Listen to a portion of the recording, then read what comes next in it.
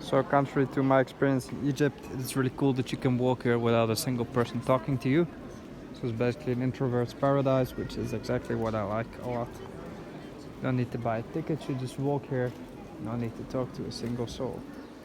So the monastery is the largest, most famous Eastern Orthodox monastery in Bulgaria, situated 117 kilometers south of Sofia, deep valley of the Rilska River. It is at an elevation of 1,147 meters above the sea level. Monastery is named after the hermit Ivan of Rila, who lived from 876 until 946, let's say 1,000 something years ago. Nowadays there are still about 60 monks living in the complex right here.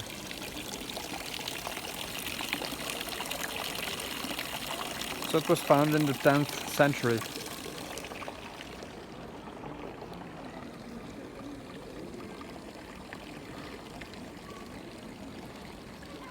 It is traditionally thought that the monastery was founded by the hermit during the rule of Tsar Peter I. The hermit actually lived in a cave without any material possessions not far from the monastery, or at least the location, because the monastery didn't exist yet, while the complex was built by his students who came to the mountains to receive their education. Ever since its creation, the Rila monastery has been supported and respected by the Bulgarian rulers.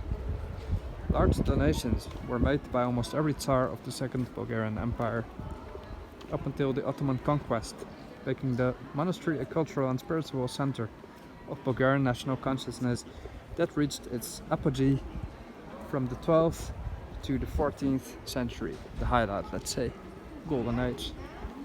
Monastery was re-erected at its present place by Rila, a feudal lord, during the first half of the 14th century. The oldest buildings in the complex date from this period. The Tower of Rila from 1334 and a small church just next to it. The bishop's throne and the rich engraved gates of the monastery also belong to that time. However, after the arrival of the Ottomans in the end of the 14th century, was followed by numerous raids and destruction of the monastery in the middle of the 15th century. Thanks to donations by the Sultan Mara Brankovic, the Russian Orthodox Church, and the Rosikon Monastery of Mount Athos, the Rila monastery was rebuilt in the end of the 15th century by three brothers from the region of Dubnica. With Sultana Mara Brankovic's influence, Ivan of Rila's relics were moved from Trnovo into the new complex in 1469. The complex acted as a depository of Bulgarian language and culture in the ages of foreign rule. During the time of the Bulgarian national revival in the 18th and 19th century, it was destroyed by a fire in 1833 and then reconstructed between the next years. With the help of wealthy Bulgarians from the whole country under famous architect Alexei Rilac. The erection of the residential buildings began in 1816, while a belfry was added to the Tower of Rila in 1844.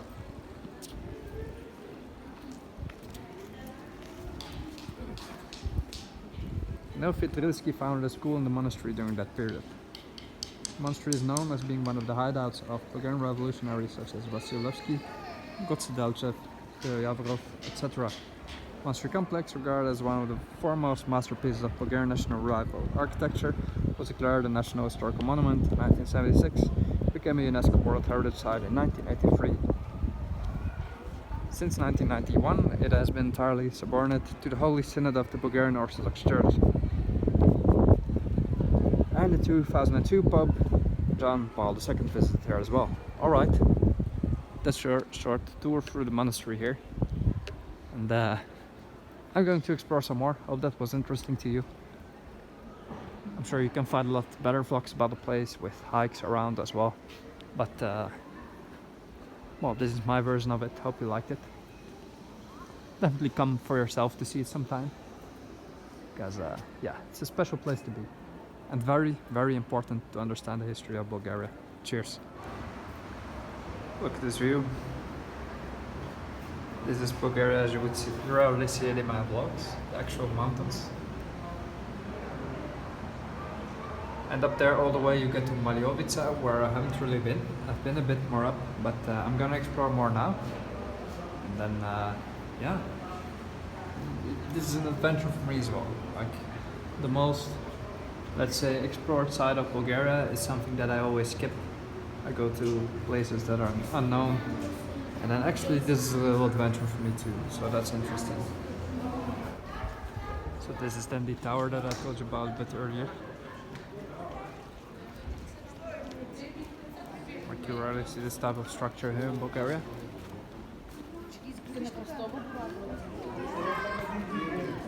Really, it's one of the most, let's say, spiritual places you can find here. And even though you get people dressed in tracksuits, it's a monument of national pride. And yeah, just a highlight of the whole country and of the whole Balkans, truly. Here's some abandoned place, just found. I saw that from the parking lot. Decided to make a little climb. There's nothing here. Don't know what it used to be, but yeah,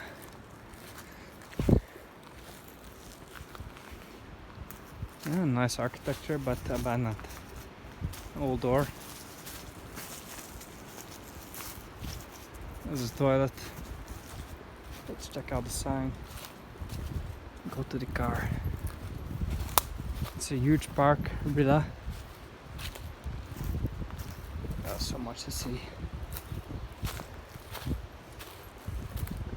Yeah, you could spend forever here in the mountain huts.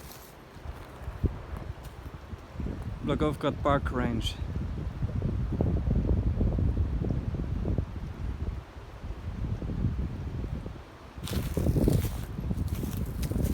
Tarangalica. Sounds very exotic. Where are we now? Ah, Rila Monastery. You can walk all the way here. Hija Macedonia. Sure, that's all spectacular, but I won't do it alone. All the way to Dolno Senovo. I've been there. It's our Pomak village, where Bulgarian Turks live. 40% of Bulgaria's higher plants. 3 unique plants nowhere else found in the world. Origin of the 3 longest rivers on the Balkans. Iskar, Masta and Marica. The highest peak, which is Musala, nearly 3 kilometers. More than 120 lakes, I didn't know that. Most of them left from the Ice Age.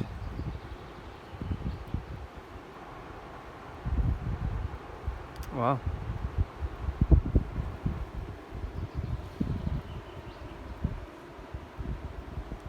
Quite unique. Yeah. If I ever find a boyfriend, I got some comments that said, when are you going to show us your boyfriend? I don't have one, never had any. But if I have a boyfriend sometime, I would at least like a boyfriend who will go on hikes with me to the mountain huts, and then basically my life in Bulgaria would be complete. I don't think that's going to happen, partly because of my own, I don't know, what is it? Demands. I'm a bit selective, which I guess is a good thing. That's also why I'm still alone for 29 years. So mostly due to my own choice. And if I ever have a boyfriend, would appreciate at least if he's a hiker. We can go on this sort of places together on hikes, because I don't want to do it alone.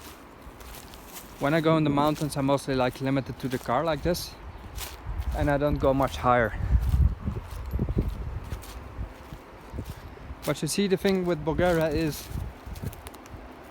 the parking spot is right there, and the cars are there, and then you see a place up here, but nobody goes there. Just the Rila Monastery and back home. That's basically it. There's not too much exploring going on. So I guess it's rare to find a real explorer and a person who also happens to be gay, and we are each other's type. That's not something I'll ever find, probably. But until then, I enjoyed these views on my own, which is quite cool as well.